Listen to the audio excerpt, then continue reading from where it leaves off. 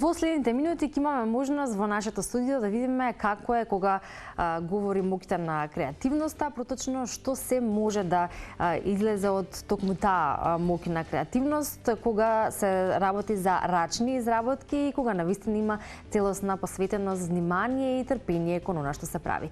Ќе зборуваме со мојата денешна гостинка, која што всушност изработува многу работи, но ние акцентот ќе го ставиме на лејките, бидејќи еден од предметите на кои што таа работи се токму лејките. Зошто лејките се инспирација за работа, што најчесто може да се направи од лејки, денеска во студиото зборувам со госпоѓа Марија Коцева. Добро утро, добар ден за вас и добро дојдовте. Добар ден, благодарам на поканата, но благодарам на остапениот простор и можноста да ги представам моите изработки.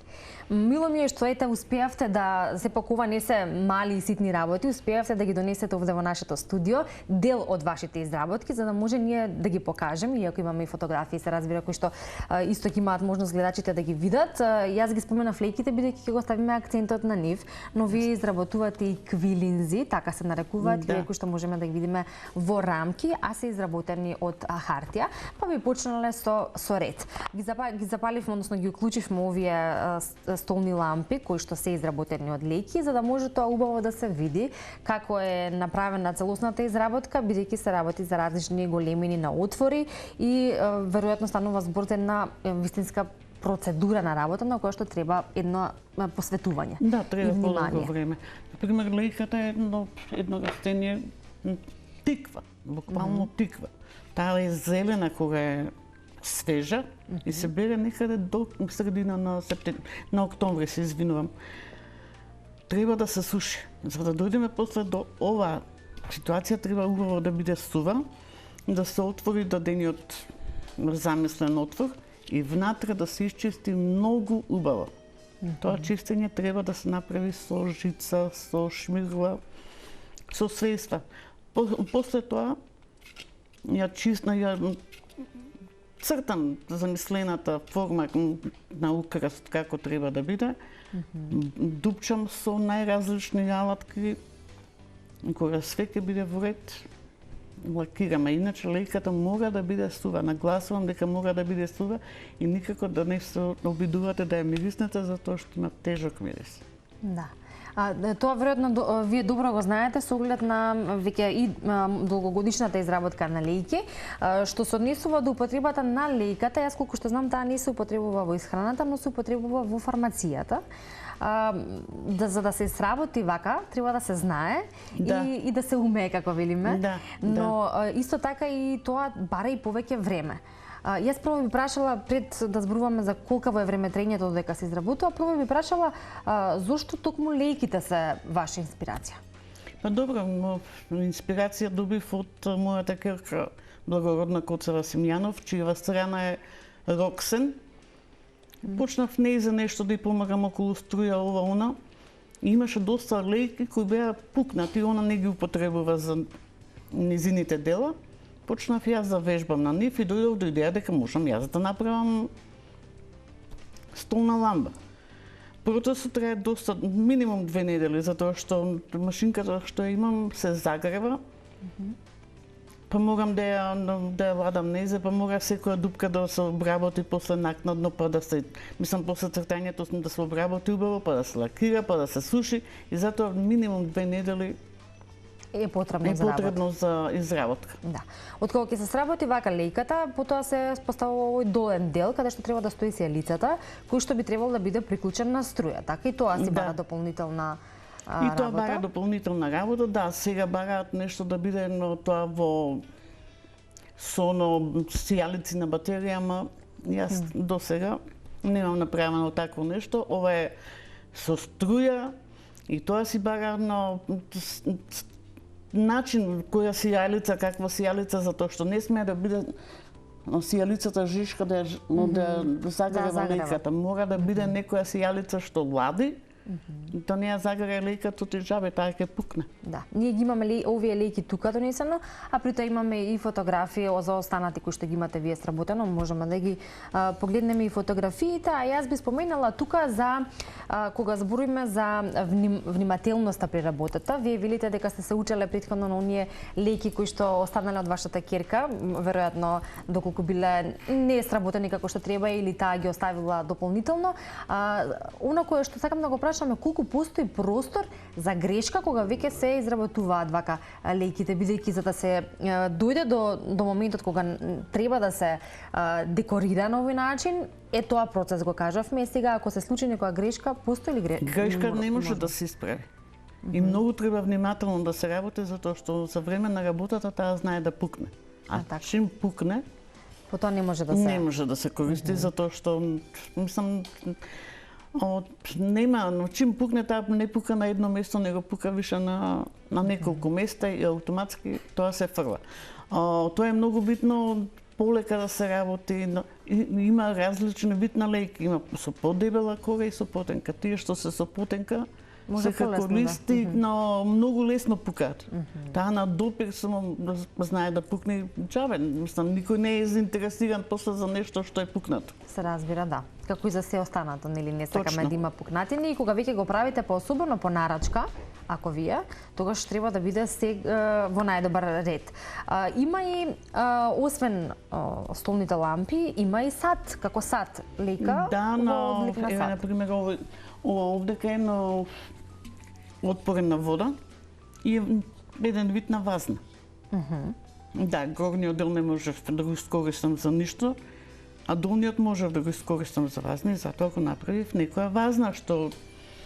Да, значи тука е моментот кога се употребува креативноста и кога нели во тој момент точно да се види зашто и според големината и формата на ликата што може да се направи. Точно така, еве на пример тој другиот сат овој овдека што е, тој беше горниот дел пукнат. Јас сакав да го искористам, не можев горниот дел да го искористам, затоа ја пресеков, го направив сат. Сега на некои места ги употребуваат за црпење вода и ги викаат црпки. Црпки, да. Ама интересно и ова вака да се... Очигледно дека може да има поголема примена. Да, поголема примена, поготово може да биде и накид да се изработува од лејки. Освен овие садови можете украсни кутии да се изработуваат од лејки. Може многу работи. Да.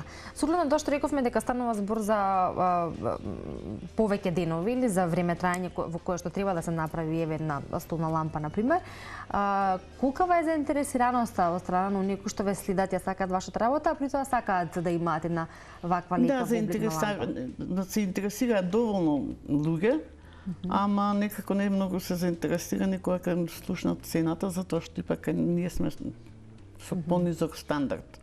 Да. А вие сепак сакате и трудот да ви се исплати, се разбира? Па нормално, затоа што ликата ја плаќам и сијалицата се плаќа, мислам све тука, но све се плаќа. Сега барем нешто од нешто да има. Да.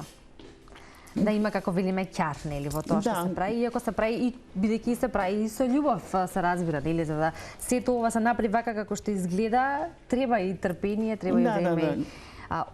Инспирацијата за самиот мотив или за шарките, орнаментите кои што ги има на овие столни лампи, лејки, како ви навираат? Па нема тоа во моментот, седнувам, работам, кога ќе почнам да цртам, во моментов, дали ми доаѓа идеја за цвеќе, дали ми доаѓа идеја за кукичка, нешто. Така ќе нацртам и така работам. Мислам, во моментов, што ќе ми дојде на паметот, тоа работам, не можам понатака да...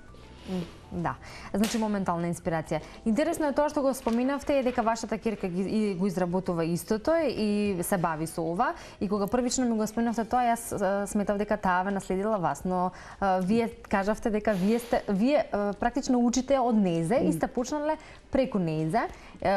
Обратно од она кое што нели најчесто се случува, а и добро кажавте, не секогаш младите учат од постарите, некогаш и постарите учат од помладите, така? Младите, но секогаш не треба да учат од постарите, треба и постарите од помладите да учат. Ипак младите повеќе шетаат, повеќе гледаат, повеќе работаат со компјутер. Ние тоа што ќе мислам што ќе ни покажат младите го прифаќаме. Јас на пример го прифаќам. Сега не можам да кажам за секој. Али она ми е најголемиот предизвик, инспирација, мислам, она ми е така и учител и на оценувач.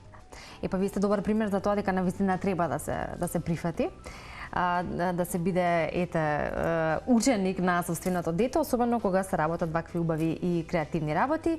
А што се однесува до кога велиме кога сме вклучени во ваков процес на изработка, кога креативноста ни е на високо ниво, кога инспирацијата ја имаме, тоа е еден тип на медитација, оддалечување од она кое што секојдневно ни се случува, ни предизвикува стрес, па и нервози. Значи да се затвориме во својот свет кој што си го имаме и да направиме нешто кое што ќе зрачи со љубов, а при тоа ќе биде интересно за сите останати. Точно така, но мислам не само ова, него секоја рачна работа човек треба да ја практикува, не е битно што е тоа, битно е дека тоа но кога се работи се исклучува од проблеми, од околината, едноставно се посветуваш на тоа и мислиш на тоа како ќе испадне, што ќе испадне. Сега, не треба да значи дека може да заврши сега и само сега, него може да заврши и за 2 сати, за 5 сати може и за во текот на ноќта да си потрае малце. Да, значи работите тогаш кога сте расположени и кога сакате да го правите тоа. Уште една техника на работа, квилинг наречена или овие кои што вие ни ги донесовте, тука е квилинг во облик на виолински клjuč, имаме буква и имаме еден одлично сработен брод. Ова се работи од хартија, но како изгледа техниката и како се случува? Техниката е сомотање, прво се сече хартијата во дадена ширина. Од милиметар па натака, зависи кој како сака, како му одговара за работа.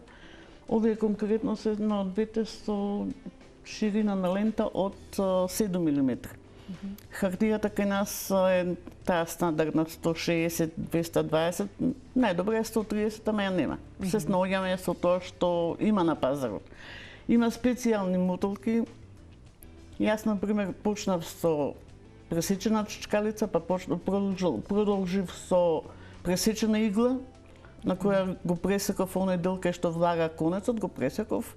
Иглата ја ставив дали на молив, дали на старо пенкало и тоа ми користеше како мотолка. Кога си имаш желба за работа, се најде начин, така како се прави тоа. Точно така.